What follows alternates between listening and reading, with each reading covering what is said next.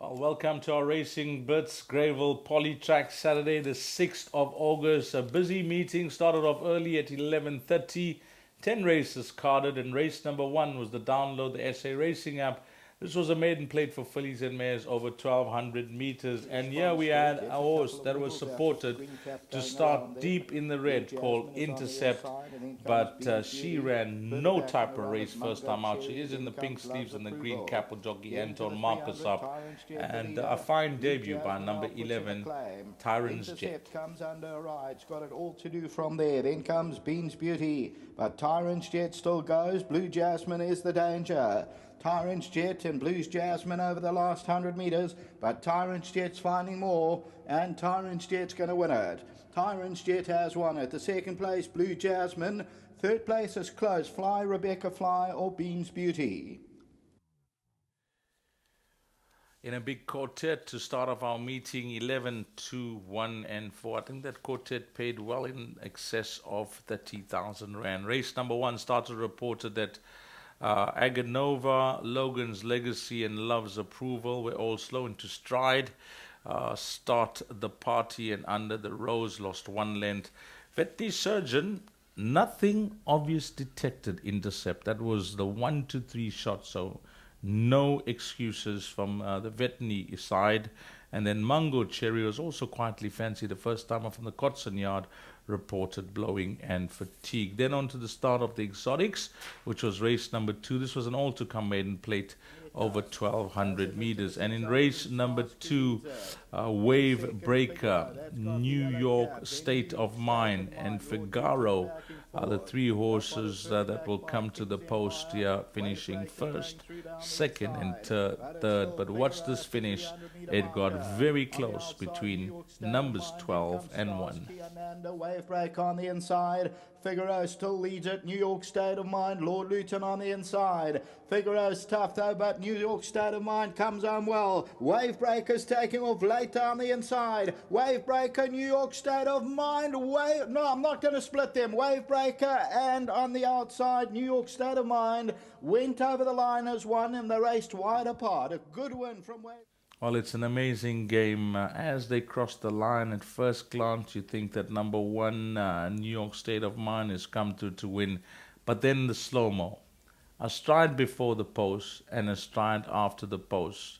New York State of Mind is a winner. But on the line, it was very close. Went to a photo finish, and the judge posted up number 12, Wave Breaker. 12, 1, 8, and 6.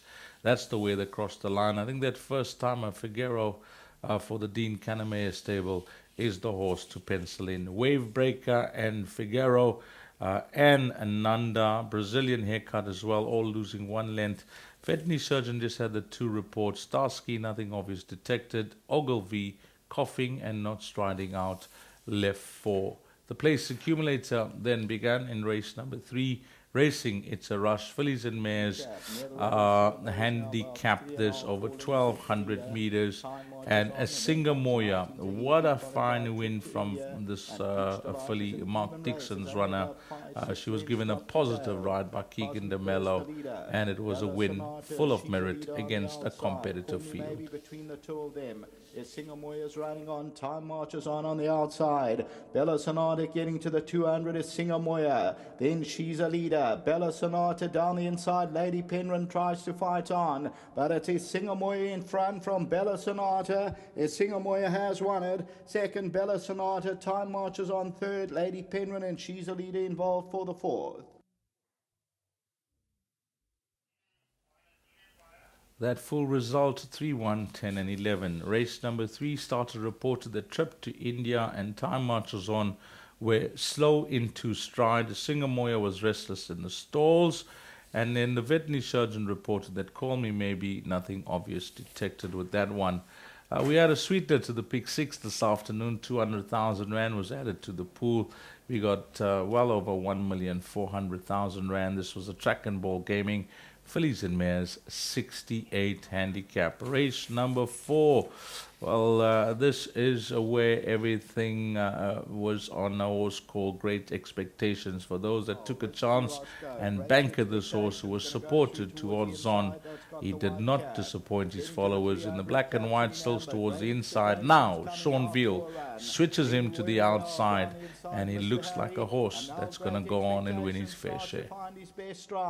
Down the inside, Black Jaguar tries to run on him, Mr. Harry, but Great Expectations now hit the front, and Great Expectations will win. Second, Mr. Harry. Third to Roy Saint. Fourth, maybe Black Jaguar.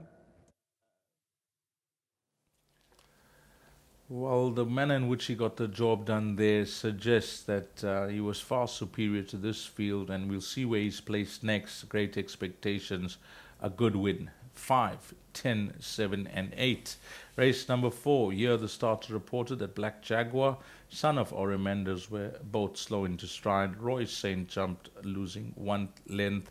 And the veterinary surgeon, special encounter, nothing obvious detected. Roy Saint was reported coughing. We then went on to race number 5, which was the start of the jackpot.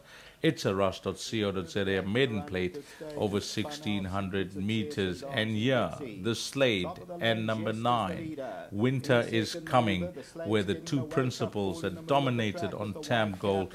They finished 1-2. Number 12, the Slade, beating number 9, Winter is Coming. The Slade putting in a claim, and Winter is coming good as well. Coming the 200 now, Winter is Coming and the Slade. These are the two to do battle. The Slade just the leader, but Winter is Coming is fighting on courageously. The Slade's finding a little bit more. The Slade and Winter is Coming, but the Slade's going to win it. The Slade from Winter is Coming behind that Dale House.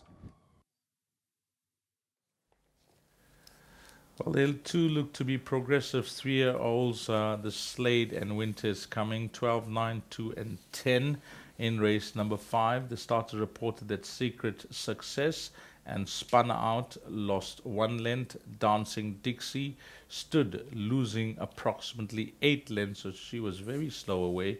And then in race number 5, veterinary surgeon reported that Maneuver reported coughing. Winter, Marchand, nothing obvious detected. And Night Breeze reported coughing there in race number 5. We then went on to race number 6. And the 6th race, this was the Shorthead Restaurant, merit rated 80 handicap, the distance of 1600 meters. Race number 6, the top weight, carrying 62 kgs, always runs well fresh. Last Tiger, showing them who's boss. Last Tiger's over on the inside. Now the leader is What a Poet and Nicholas. These are the two Last Tigers running on strongly on the inside. Nicholas and Last Tiger over the last 100. Jammer's also running on from behind, but Last Tiger's going on, and it's Last Tiger to win it. The second position is going to go to Jammer, third to What a Poet, and fourth Nicholas. Well, that was the Canamere double. We saw earlier on the Slade, and now Last Tiger, 1, 6, 7, and 4. In race number 6, the starter reported that Open Hair, Kolinsky were all slow into stride. McDessie lost 2 lengths. The veterinary surgeon just had the 2 reports. Roy's effort blowing, Hip Hop Dancer not striding out left 4. And that was it for race number 7. Race number 6, apologies. The 7th race was the Durban View Restaurant. This was a Fillies and Mares 76 handicap over 1900 meters. Grey Light didn't win for a long time, but it looked the right type of field for her, and she was given an absolute pearl of a ride by jockey Anton Marcus. She's easy to spot. She's the grey that's coming right to the outside. Grey Light comes out for a run. Lady Linda takes it up. Mark My Card's a big runner, and Grey Light's running on now. Getting to the 200, Mark My Card, Lady Linda, and yes, Grey Light coming on powerfully now. And Grey Light comes forward to Mark My Card. Grey Light's going on though. Grey Light will win it. Second, Mark My Card. Third, Lady Linda, and Tender Trip. down in the ratings, long overdue their next career win, and it'll read that all 3 wins now have been on the poly track. And again, compliments to Anton Marcus. He just left her where she was comfortable towards the back of the field, and she was just too good for this field. Number 1, Grey Light, a welcome return to the number 1 box. 1, 3, 11, and 4 in race number 7. Here the starters reported that Grey Light, Supreme Dynasty, and Tender Trip were all slow into stride. Veterinary Surgeon had 3 reports. Topography, nothing obvious detected. Cyclone Sassy, not striding outright, 4. And Mild Post-Race Distress, Mark My Card, who finished in the money.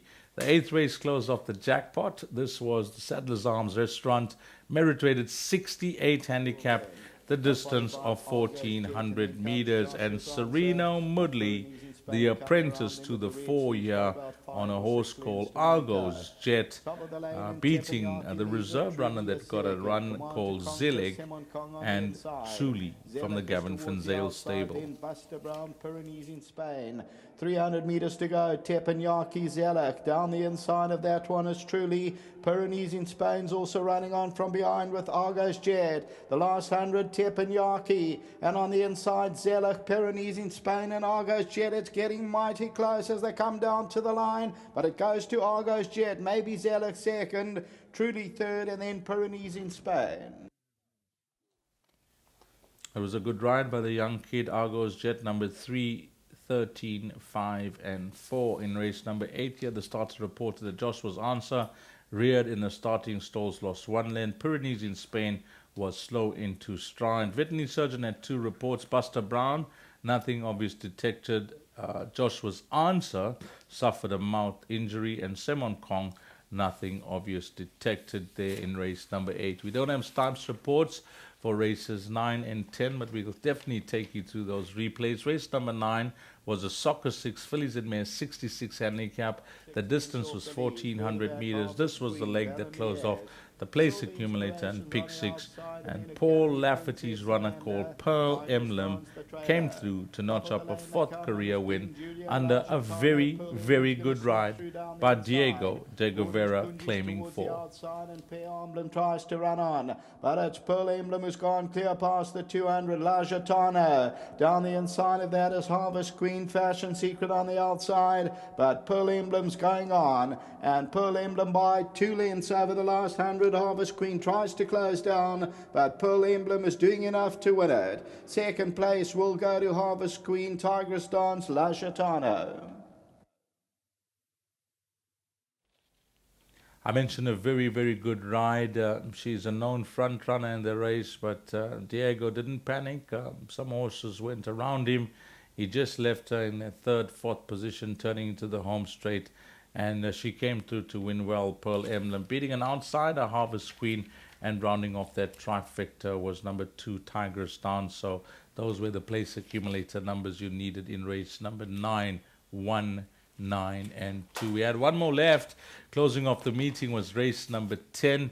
This was the Jackpot Quick Mix Fillies in Mare 66 handicap, 1400 meters. Well, Stockade and Hey Georgie Girl were the talking horses for the day in the lucky last, but it was not to be. And an outsider called Roy's Rakara, Com Naidu, Tristan Godden. On the inside, Hey Georgie Girl tries to run on, getting to the 200 now, and coming forward is Roy's Rakara. Stockade on the inside. Stockade, and on the outside, Roy's Rakara. Roy's Rakara just the leader. Stockade down the inside. Hey Georgie Gill tries to get into the race, but on the outside it's Roy's Rakara. McGoggerty's taking off late, but it goes to Roy's Rakara. McGoggerty second. Roy's Twilight involved with Stockade and Hey Georgie Gill. Well, in race number 10, the way they crossed the line, numbers 9, 2, 3, and 5. That's the way they finished. And well done to Roy's Rakara and Roy Mudley and Com Naidu and Tristan Godden. But we did have an objection here in the last, and it was a stipendary stewed objection, 4th against 3rd. So it was number 5, that was Roy's Twilight. And against the 3rd place, number 3, Stockade. We're going to have a look at that head on and have a look at it. Well, number 3 is the horse in the blue cap and the blue silks called Stockade. Roy's Twilight was just behind in the Roy Moodley silks, those familiar silks, the orange cap and the green sleeves. And you'll see now that number 3, Stockade, actually moves inwards, causing interference to number 5, Roy's Twilight. And a Stipendiary stood objection on behalf of the 4th placed runner against the 3rd placed runner. That was the objection. Of course, after deliberation in the Stipendiary stood boardroom, that objection was upheld and we had a new result. It was 9-2. We know the first 2 passed the post, and then a reversal of the places between Roy's Twilight and Stockade. So that final result read 9-2, 5 and 3, and that was a wrap of our race meeting. It was a busy afternoon. We raced alongside Flamingo Park on a big race day, but it was a great afternoon's racing on the poly track. We started at 11:30. It was a late end with 10 racers carded. An absolute pleasure working alongside Sheldon Peters, Craig Peters upstairs calling all 10 racers. Of course, Raymond Rogers and his team. And let's not forget, a race meeting never passes by without the mention of the hardest working cameraman on course, who is none other than Zane. From ourselves, Dees Dianan, enjoy the balance of your weekend. We know that you got Sunday's racing to look forward to. Plenty of action on your World of Winners teletrack. We next race on Wednesday. We'll be back at Greyville. Until then, take care. Salani Gashle.